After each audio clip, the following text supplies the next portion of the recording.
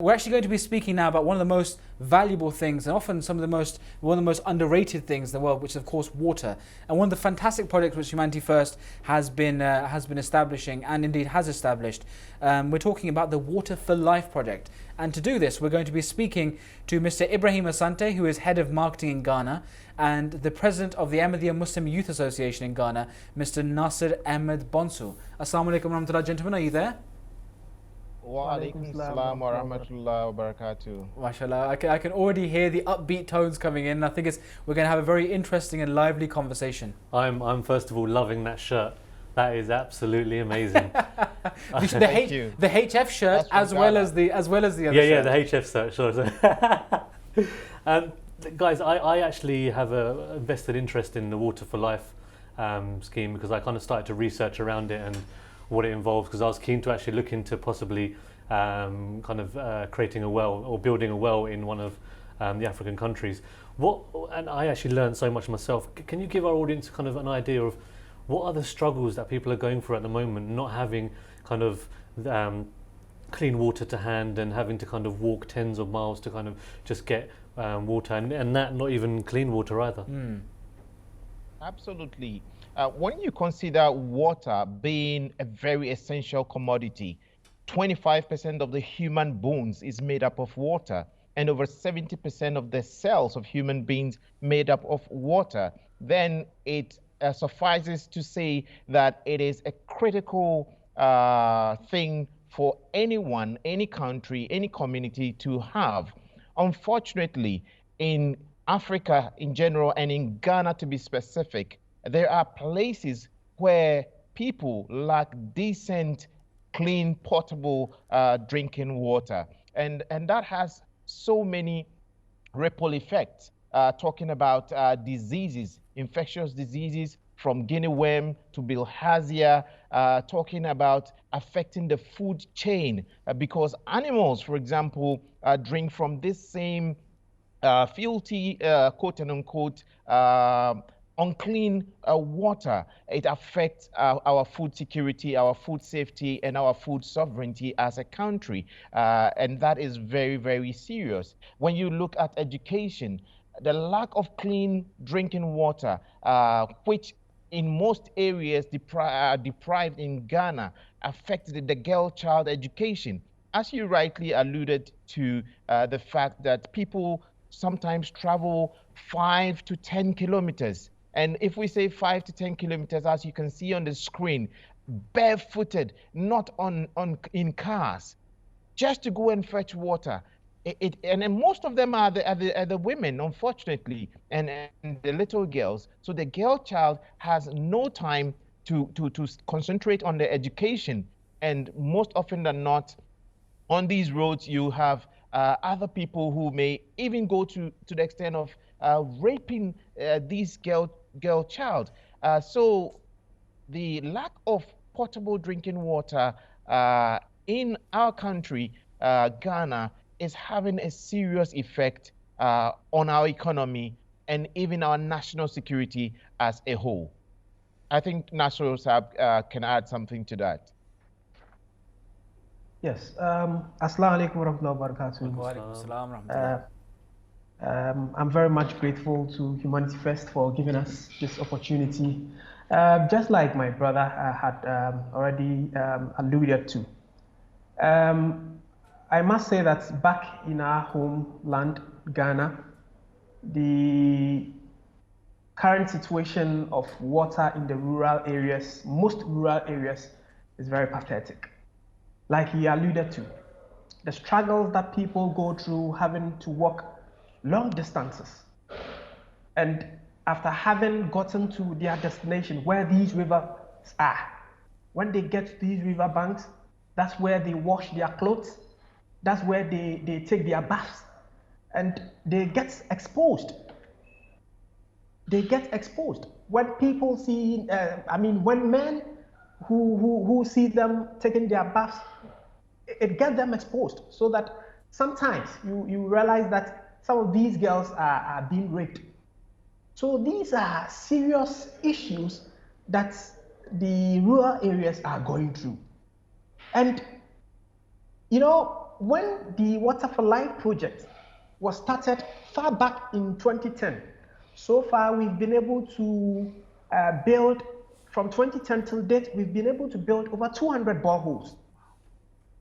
And it has spanned across about 30 communities. And in each community, we have an average of about 3,000 people in each community. So in essence, what we are trying to say that we have impacted about 90,000 lives. And sometimes when we have the drilling machines going into these areas to start drilling, you know, the kind of satisfaction you see in the faces of these people.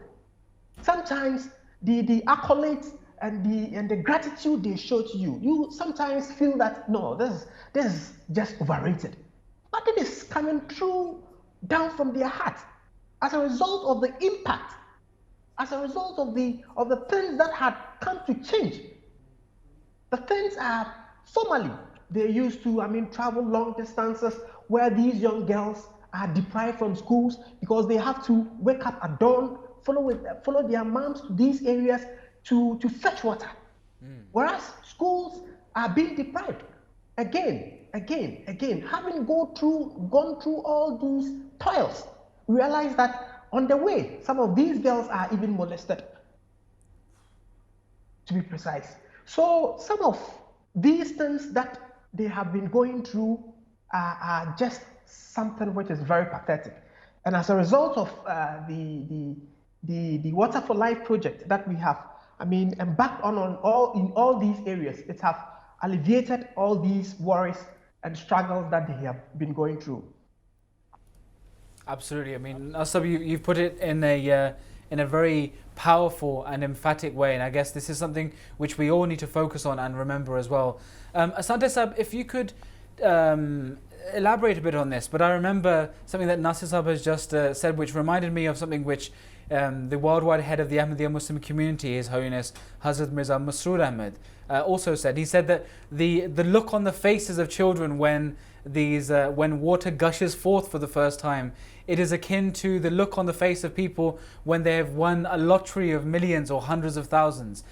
Can you tell us a little bit about some of the stories and the real impact that it has had on individual lives, or the stories of people that have benefited from this very basic yet such rare commodity? Absolutely. As my brother Nasir Sab just said, over 200 boreholes. And when we're talking about these 200 boreholes, they come in two forms, the mechanized and then the manual. With the mechanized too, it's either solar powered or electricity powered, have so far been installed in Ghana. And beyond that, other existing boreholes have also been repaired. Those which were in existence but had broken down has also been repaired by Humanity First Ghana in conjunction with IAAE in Ghana. Now, when the rig that digs the well gets to the villages, when just the sound of that rig, sometimes not even starting to dig, it just brings jubilation. Like you see when people are in a football field and they are supporting a winning team, and that winning team scores that winning goal at the dying minute. You see that kind of jubilation, that kind of joy, and it goes overboard, especially when the water is being drilled and it gushes out. My God, it's just amazing. It's awesome just to see that smile on those little children's faces, the adults, the women, the men. We have places like Obaladan, Wali Wali, Wangau, Galzon, Tungu, Tema, and Buguya in Ghana, where they have all benefited so much. And it also even affects the education, as Nasir Saab said. Now we have the numbers of girl-child education going up in places like Obaladan, where we also have built a 3-classroom block over there. And amazingly, this is being done with minimum amount. For example, if you look at the manual boreholes that we've so far installed, it cost about, in Ghanaian cedis, 13,000 Ghanaian cedis, but in pounds sterling, it's about 1,600 pounds. And if you're looking at the mechanized, it's about 25,000 Ghana cedis, which is about 3,200 pounds. So with as little as 2,000 pounds, you can impact somebody, not just one person, in each community. 3,000 people are affected. So far, we've affected about 30,000, 30 communities, culminating into 90,000 lives being positively affected from 2010 till date, as Nasir Saab said. So the joy is amazing. You get chiefs even converting and saying that now we believe in God. You get people seeing the light and joining the community just as a result of that water. And it goes to epitomize the point that he who gives water gives life. So water is life, and indeed, Humanity First is giving life, and we are appealing to everyone to contribute their quota. No donation is too small. The numbers are on the screen. In Ghana, for example, if you're in Ghana, you can send it on mobile money, 059 1437 454. I repeat it again, 059 143 7454, or the merchant ID 147244. I repeat again, the merchant ID 147244, or the links on the screen as being provided. So we really appeal that you send your money through to us. And most importantly, the money sent, over 99% goes to the beneficiary. That is what is endearing. Humanity First is an organization which sends your donations almost 100% there, because almost all of us are volunteers. We don't add to an overhead cost to the organization. So your money goes directly to the beneficiary. Absolutely. And